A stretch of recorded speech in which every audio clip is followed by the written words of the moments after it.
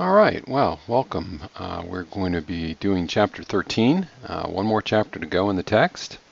I hope these lectures have been helpful. We're going to be talking about the juvenile justice system today. And again, our lectures will come in somewhere around 45 minutes, about the same amount of time I would spend in class to cover this. So the first thing to kind of talk about is a little bit of background here, the child-saving movement. Beginning in the early part of the 1800s, the 19th century, a number of social movements began to develop in America. Sometimes it took 40 and 50 years for these social movements to evolve into political movements, to evolve into actual change. So sometimes it was more rapid, sometimes it was more difficult. So you had really the birth here, for example, of abolition, which was the movement to abolish slavery in the United States, and that certainly, at least in the North, began to really develop in the 1820s and 30s, and comes to fruition with the American Civil War. You have the women's movement, which takes more than a century, comes around the same time here, 1820s, 1830s. We have some very important figures. And one more quick one before we do juveniles would be the temperance movement, which culminates almost 100 years later with Prohibition. All of these movements really looked at a reformation of society. And what we have when we start talking about juvenile justice in America is a very similar movement. And this movement in the early 1800s has been called the child-saving movement. Prior to this, the doctrine that was handed down in part from ancient Rome and part from the common law, and we don't really need to distinguish that much, was paterfamilia, P-A-T-E-R-F-A-M-I-L-I-A, paterfamilia, which really put the power in a family unit completely in the hands of the father. And gradually people began to say, well, what do we do when there's no father present, or when the father is a drunk, or when the father is violent, or when the father is insane? And gradually a kind of doctrine developed called parens patria, which looked to the state to be kind of the ultimate parent. So if there was a problem that needed to be addressed, it didn't end with, well, what does the father want? In fact, the state government, and ultimately to some extent the federal government, could step in. And we begin to see institutions opened up to remove children from difficult environments where they were being physically abused or sexually abused. This had opposition. I mean, there were people that really thought this is an interference in religious freedom, personal freedom. Again, though, a balancing act takes place, and every society at different times moves that mark as to where they're going to balance it. So you begin to see in the 1820s, for example, the opening of the New York House of Refuge, where children were able to go. Now, there were some, to be fair about this, there were some darker sides of this child-saving movement, just like there were darker sides of a lot of these progressive movements in the 1800s. There was clearly a bias against immigrant families. There was a bias against Catholic families. There was a bias against Native American families. There were a bias against African American families. So this same doctrine of parens patriae that will ultimately flower into the juvenile system, also some of the justification, for example, was used here to remove what was called then Indian children from their parents and raise them as white, restricting their ability to speak their native language and to practice their native religion. So there were some dark sides to this, but of course there were many positives as well. Okay, by 1899 the law was heavily involved here, and we see the establishment in Illinois of the first juvenile court system, where we began in the United States to say there is this transition period. Below a certain age, it's called in the law infancy, say from ages 1 through 5, you're an infant, you're not responsible at all. Between that and let's just say 18, between say the ages of 6 and 18, you're in this intermediate stage. And we're recognizing that's a special stage and that we should treat it in a unique way. So Illinois in 1899 established a court specifically based upon the idea that children in this period, say between their 6th and their 18th birthday, were not fully responsible and could be rehabilitated. Now, one of the things, there were many differences between the regular courts in 1900 or 1899 and these courts as they emerged. And by 1945, every state had a juvenile court system. It might not be exactly the same. North Carolina's is different. For example, in North Carolina, we do not have separate sitting judges who are juvenile judges. We typically take a sitting district court judge who may hear a burglary or an assault case one day and have them handle the juvenile court system. Okay, so what are some of the differences? Well, first of all, unlike criminal courts, there are no juries inside juvenile courts. It's strictly handled by judges. That gives judges a lot more power. The other thing that goes on is there's a difference in terminology, and we'll see more of this, but we don't tend to use the terms arrest, defendant, indictments, prosecution. We also try to avoid a strictly adversarial relationship. It's not supposed to be the defense fights the prosecution and each side, one side trying to convict, one side's trying to acquit. It's supposed to be a more collegiate. It's supposed to be what's in the best interest of the child. A final major difference from the adult court is its confidentiality. So you'll often hear that juvenile records are sealed.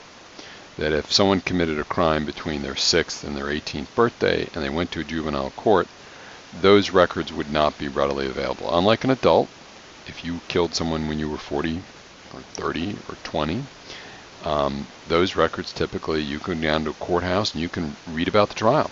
You can read about the arrest, you can read about the evidence. Not so much in juvenile cases. Okay. The other big distinguishing idea from regular court systems is the difference between status and delinquency. So there's really two types of behavior that can make you wind up in juvenile court. One is a status offense and the other is a delinquency. So what's a status offense?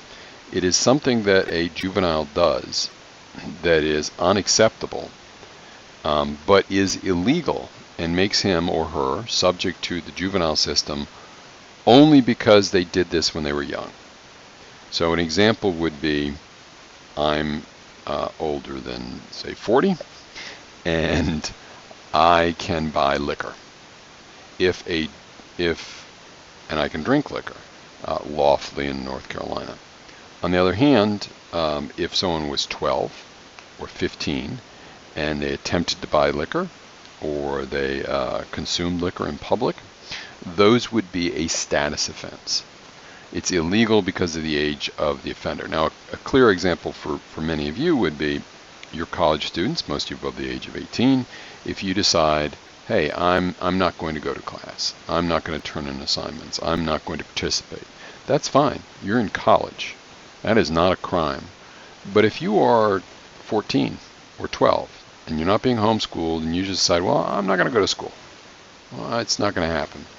Well, you can actually be brought into the system. And in fact, that's one of the major reasons when we look at status offense, why people are in the system. The second major category is behavior that is illegal even if it was committed by an adult. But nonetheless, since it's committed by a juvenile, we call it a juvenile delinquency. Quick example.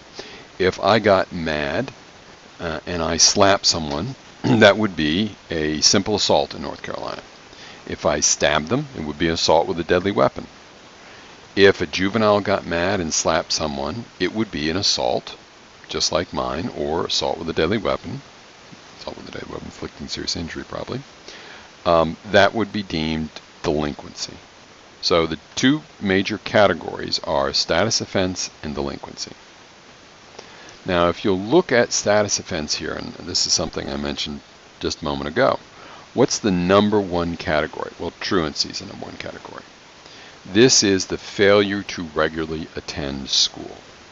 You are required in the United States between the 1st and the 12th grade, and obviously age plays an impact here. You are required to go to school, and if you don't, and you are a habitual truant, you can wind up being brought under the custody of the system. You'll notice the second largest one I mentioned a little bit, liquor law violations. Not when I was growing up. When I was growing up it was 18, but for most of you listening to this, probably all of you in fact, the drinking age is 21. So if you violate liquor laws, that is the second largest category that's going to get you in there. And then you can see, now you notice drug laws, drug violations, marijuana, cocaine, amphetamines are not there because that wouldn't be a status offense. That would be a delinquency offense. Ungovernability, that's a difficult one, but basically a child that's out of control, whether you've got a single parent or both parents present and the parent or parents say, we can't control the child, child's out of control. Sometimes this is involuntary, and sadly sometimes it's voluntary. Sometimes you'll be down in juvenile court and you'll have someone surrendering parental rights because they can't control them. The others are kind of self-explanatory, running away from home and curfew violations. And then the miscellaneous is kind of a catch-all with a lot of things in it. Okay. Now, the first courts were really established in the 1900. By 1945, everybody's got one, including North Carolina. But the Supreme Court was really slow to exercise a lot of procedural control. This would be analogous to procedural due process. By the 1960s, it had become evident that there was a lot of potential abuse going on, that juveniles were in courts and were having a deprivation of liberty, sometimes facing incarceration, in ways and manners that were unfair. So we began to see a series of cases, and if you'll see this slide here, we've got the Kent case, the Henry Galt case, the Henry Winship, Breed versus Jones. Really the first three, Galt and probably Winship are the most important, but it really starts in the 1960s, mid-60s, with Kent versus the United States, and we have a class here at Wake Tech called Juvenile Justice and Juvenile Law. I encourage you to take it, where we said, okay, juveniles have a right to counsel if we are considering transferring someone to adult court. So much about the same time we began to see where we said, okay, if you're an adult and you face jail time, you have the right to an attorney. In that case is Gideon v. Wainwright. It's right around the same time, the 1960s. By 1967, a very important case, perhaps the most important case, Supreme Court says juveniles get basic procedural safeguards. You know, you got to tell a juvenile what they're accused of. You got to say what evidence there is, what witnesses there are. You got to let the witnesses be cross-examined. You got to let the evidence be questioned. All these came into play in Galt and Winship. Now, a bit of an aside here. If you see a case that says in re, R-E-I-N space R-E, in re Galt, 1967, in re Winship, 1970. That means that that case was decided in front of the Supreme Court in 1967 or 1970. In re is simply Latin meaning in the matter of. So in the matter of Galt, who was the juvenile, or in the matter of Winship, who was the juvenile. Now sometimes you'll see a person's name, Kent, Breed, Jones, sometimes that Jones or Smith or Doe is just a way to hide the person's name, because remember, there's a degree of confidentiality as well. Okay. What started to happen was we had given the state so much power that the same abuses that you might have seen under the old doctrine of paterfamilia, the power of the father, was under parens patriae, the state abused its power.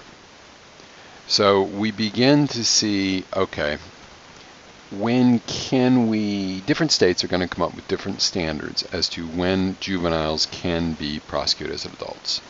Most states are going to say about 15. Some states, and we got a map coming up, you'll see where North Carolina is, some states substantially younger.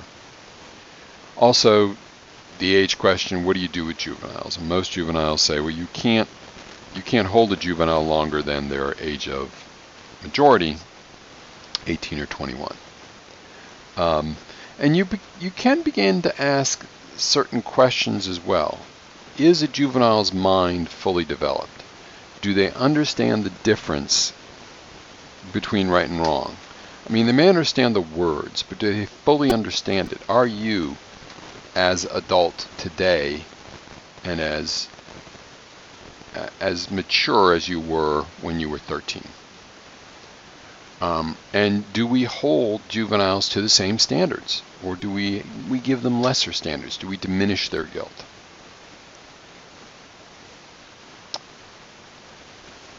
Now, you'll notice that the minimum age at which a juvenile can be tried as an adult, North Carolina has a 6 to 8 year. That's pretty rare, and many states don't have any minimum age. So take that with a grain of salt. However, North Carolina does have provisions to try individuals as adults, very young ages. It's something that prosecutors can threaten to try to transfer juveniles over. It's something defense attorneys want. On the other hand, they want felony diversion. They don't want a juvenile, if they've got one. If I have a client that's juvenile, I don't want him in regular court. I want him in juvenile court. Both for the records, for the penalties, it's a much better system than dealing at a regular court.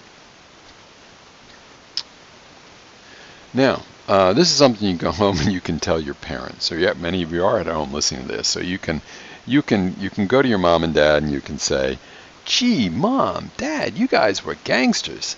I'm looking at some charts here about when you were my age. And most of you, your parents were about your age 16, 20 years ago, something like that. If you'll take a look at this chart here, and I don't know if you can see my arrow here, but you'll notice that really the peak of juvenile crime is right here, around the time your parents would be your age.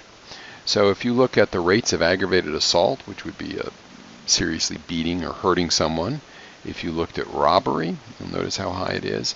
If you look at rape, or if you look at murder, there is a arrest per 100,000 of juveniles.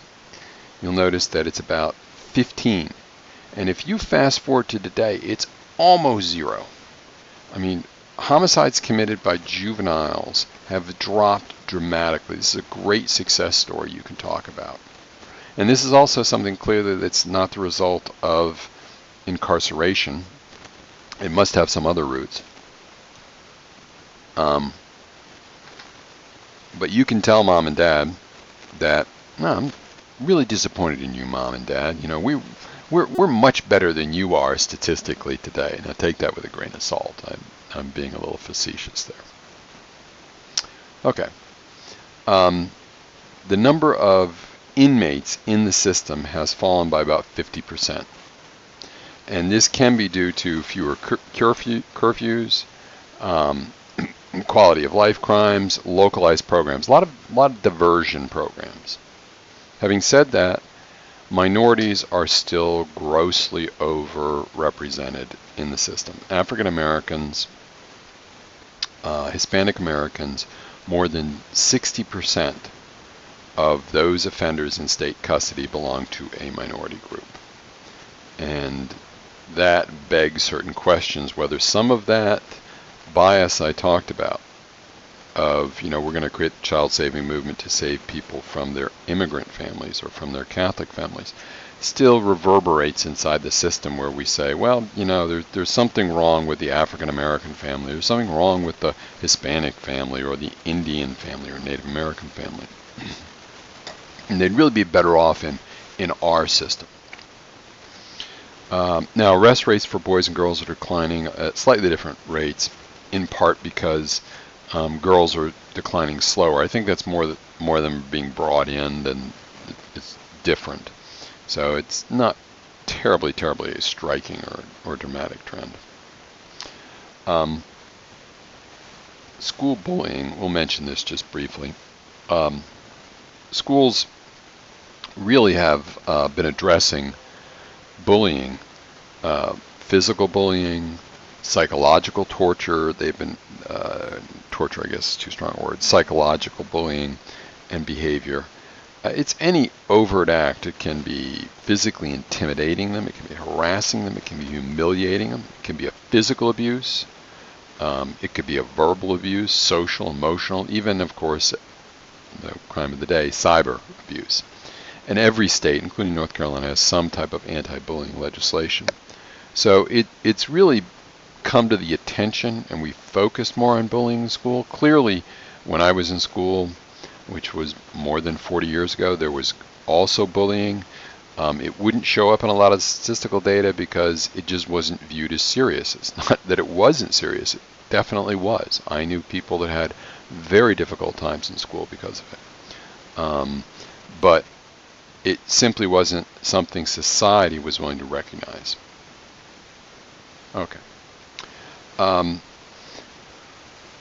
This is a couple things I need to talk about here, the age-crime relationship.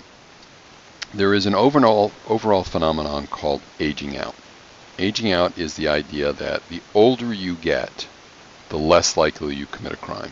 And if you just think about this for a moment, it makes a degree of sense. If we took a crime like street mugging, stealing somebody in the street through force, you would say, well, yeah, that's probably something that starts in the teens and maybe gets rarer and rarer as someone gets 30 and 40. You don't see a lot of people in walkers going up and mugging other people. So there is the phenomenon of aging out, people ceasing to commit crimes as they get older. But there's also the issue of age of onset. Age of onset is when a juvenile first exhibits delinquent behavior. Now, we're not talking status offense, but delinquent behavior. And the earlier that age is, the more a problem we see. So it's kind of like if, to use a crude analogy, with cigarettes or alcohol. Let's take alcohol. If you start drinking at a very early age, 10, 11, 12, the statistical probability of you developing into alcoholic problems is much, much higher than if you don't take your first drink till you're 18 or 20 or 21. So the age of onset of juvenile delinquent behavior, which remember would be a crime if an adult did it, the younger that starts, the more serious it is, and the more difficult it's going to be to really stop this from going forward in the future, which means you need to emphasize and really put a lot of resources at getting people who have started to commit crimes very young and dealing with them in rehabilitation. That's where you're going to get the most bang for your buck, because those are the ones that have the highest rates of recidivism. Okay, now we're going to deal with a couple terms that can cause some real confusion to students: correlation and causation. And this is one of the unfortunates that the words sound somewhat similar. They both start with a C, they end with a T-I-O-N. So quickly, what is a correlation? Correlation is something that happens in conjunction, or happens, it's another C with a T-I-O-N. It happens along with something, but doesn't cause it. So if you said the number of the number of airplanes taking off from RDU in a given year and the number of homicides that occur in Wake County, what you're going to find is between 1900 and the year 2000, for 100 years, if you looked at a graph of number of planes taking off from RDU, you notice it was going steadily upward. And then if you looked at just the raw number of murders, you'd notice they're going up. Well, they're not going up because of each other. The number of airplanes taking off is not affecting the homicide rate. They are merely related to each other.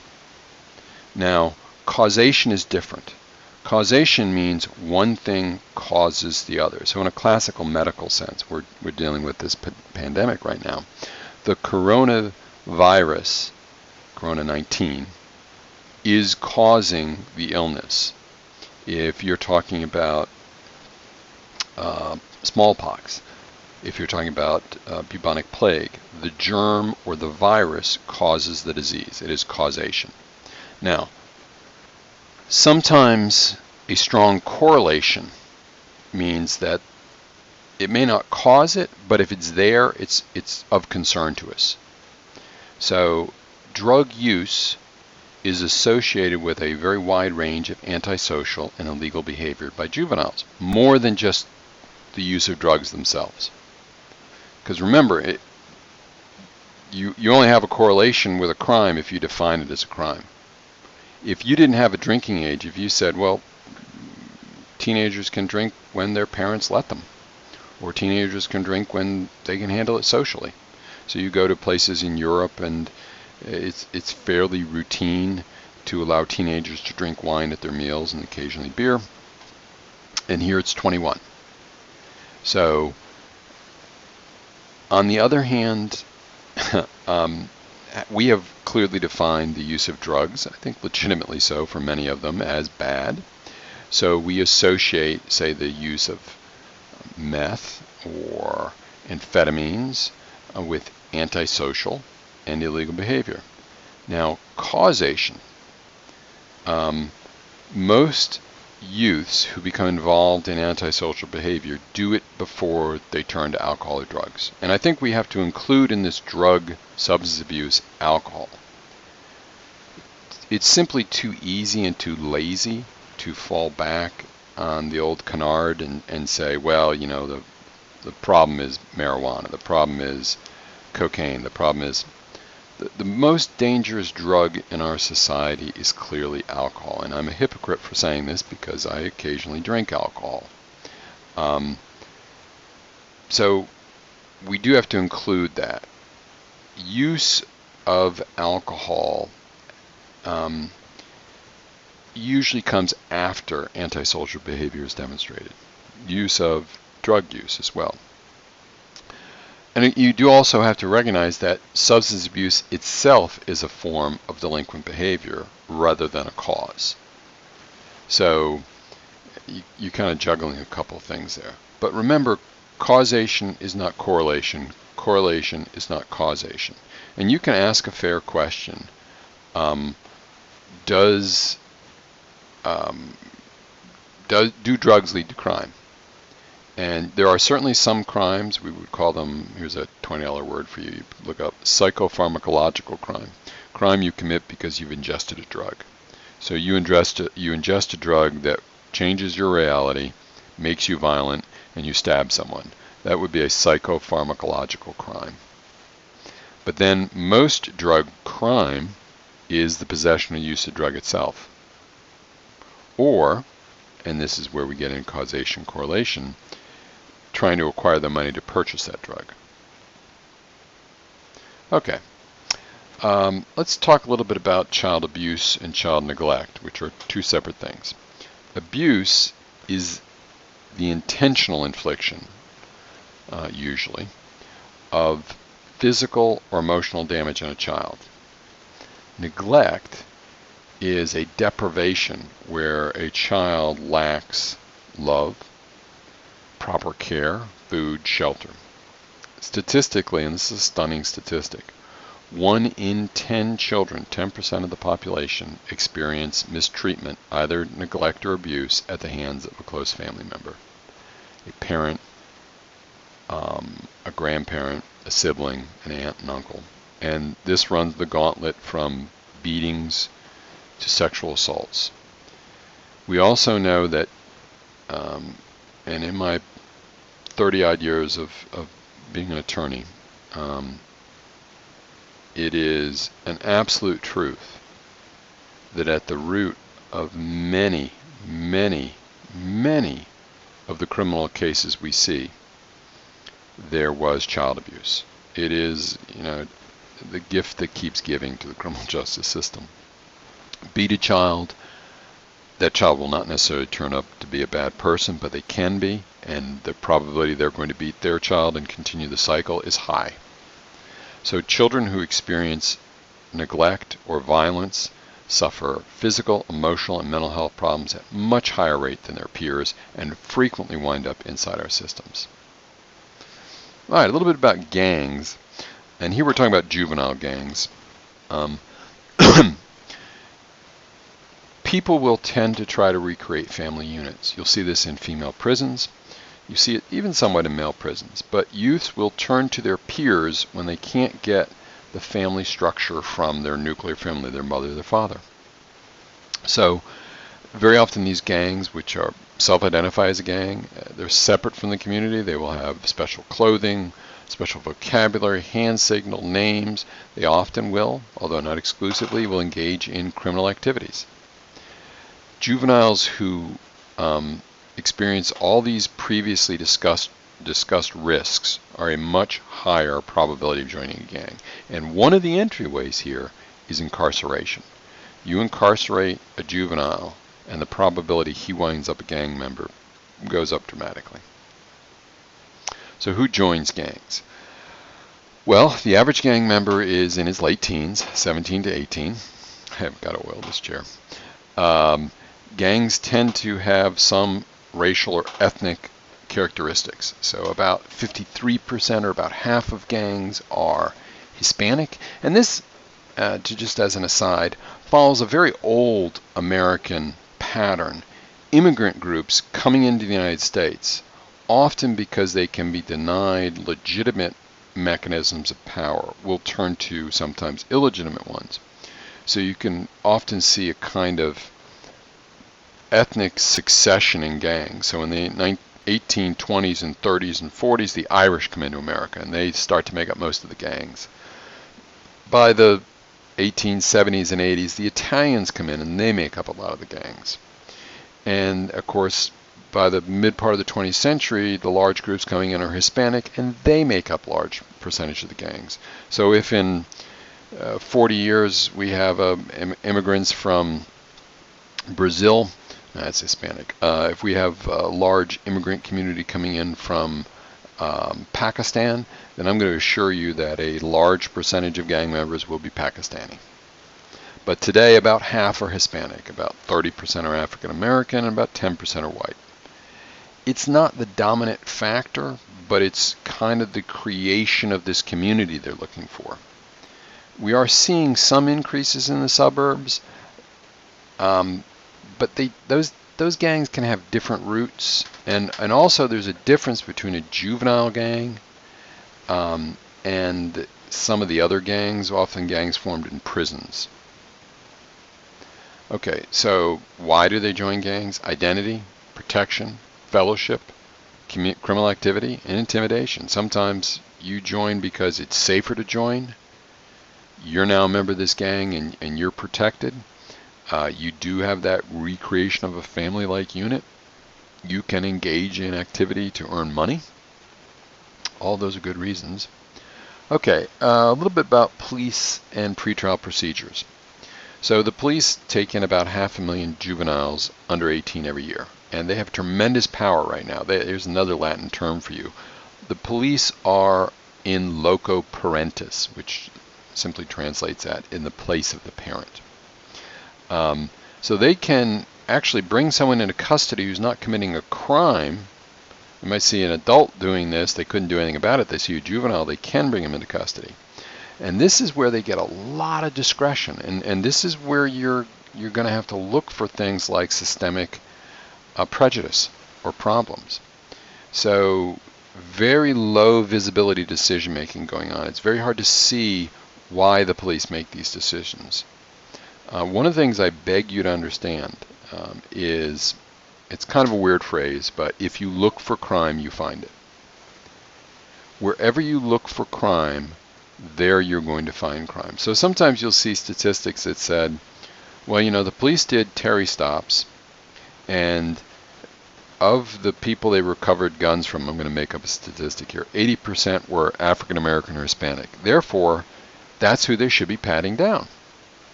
Well, if you were only patting down, or predominantly patting down, African Americans and Hispanics, and sure enough, you found that most of those had guns, or the other 20% or so that you patted down, the whites, they wouldn't show up as big statistical numbers.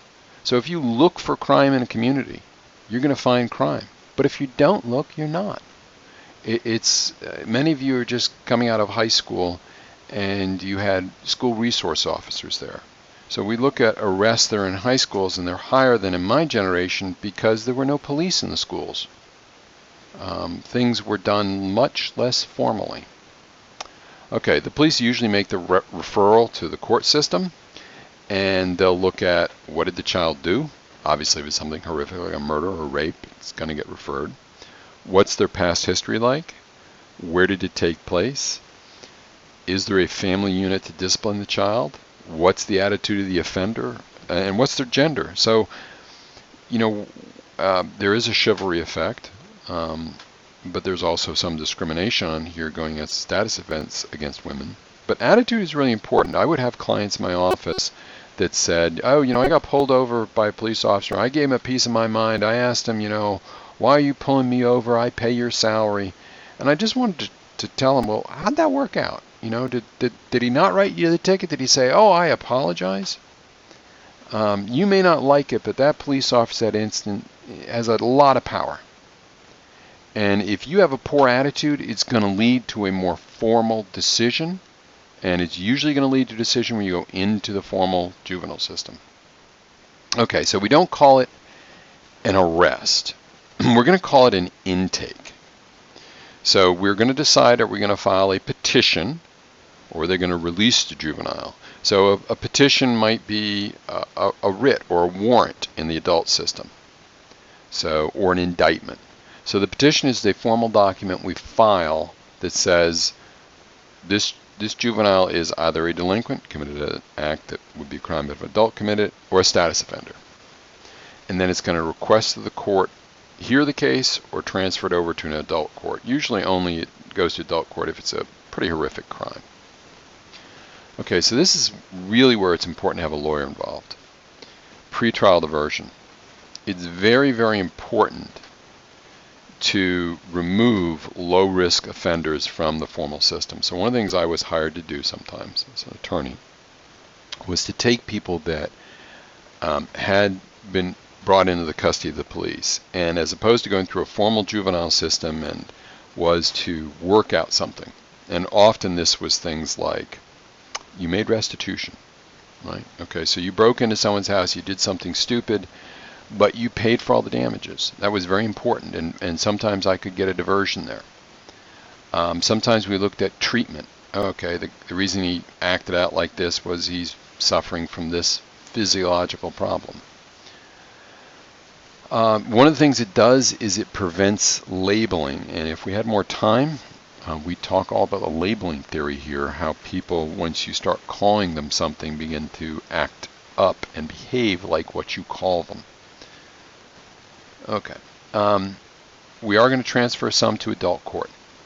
And the American juvenile justice system, in part because of a get tough approach that really started to settle in the 80s, we transfer more juveniles into adult system than you might think we should.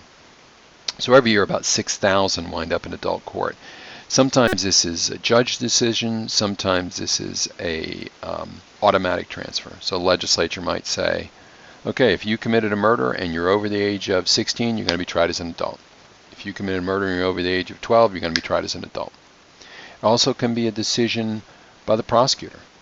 So there's a lot of discretion going on here unless it's mandated by the legislature. All right, so we don't have jail. We're going to call it detention. So we're going to have a detention hearing, and we're going to decide, should we keep holding the juvenile? Are they a threat? Will they return? And what's best for the child? All those are issues that we look at in this detention hearing, which is kind of like a probable cause hearing. Now, as opposed to a trial, we're going to call it an adjudication. And we're going to determine not so much guilt or innocence, but are you delinquent, or are you in need of some supervision? And that would be mainly for a status offense.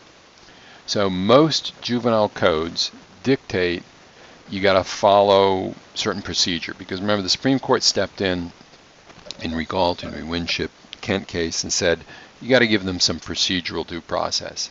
At the end of this, the judge has to rule on legal issues and the evidence that's presented, but they still tend to have a lot more power in juvenile court than they do in adult court. It's not unusual at all. Now, as opposed to a sentence, we're going to call it a disposition. So once the juvenile has been adjudicated delinquent, the judge got to decide, okay, what are we going to do with them? Is it going to be punishment? Is it going to be treatment? Is it going to be some mix? What's going to go on? So this usually happens after we decide, yes, they're delinquent, or yes, they are juveniles. Now, judges can order a pre-sentence investigation report. It depends how serious the delinquency is. But judges have a tremendous amount of discretion here. Unlike structured sentencing, judges usually have much more authority for juveniles than they do for adults. And they can tailor-make decisions more so than for adults. Don't forget, it's based upon, you want to match how serious the crime is to any punishment, but we really believe that the juvenile is more salvageable than the adult, is more capable of being rehabilitated. So probation is the most common thing that happens to juvenile. Most of them, that's as severe as it's going to get. And they're going to have conditions. Very often it's going to be a curfew condition. It's going to be restrictions. They can't hang around with criminals or gang members. They can't commit crimes. However, for some percentage, 15 or so percent of the total arrested, it's going to be incarceration. So there's about 70,000 incarcerated in juvenile facilities. Now these run the gauntlet all the way from foster care, group homes, rural programs to much more secure programs, sometimes called boot camps or training schools. There's also greater emphasis on all this on therapeutic aftercare. What programs can we do to help the juvenile? Is it a physical issue? Is it a psychological issue? Is it an educational issue we help with? All right, well, that's right around 45 minutes like I had hoped. So we've got one more chapter coming up, and then we'll be done. So hope you're enjoying the lectures.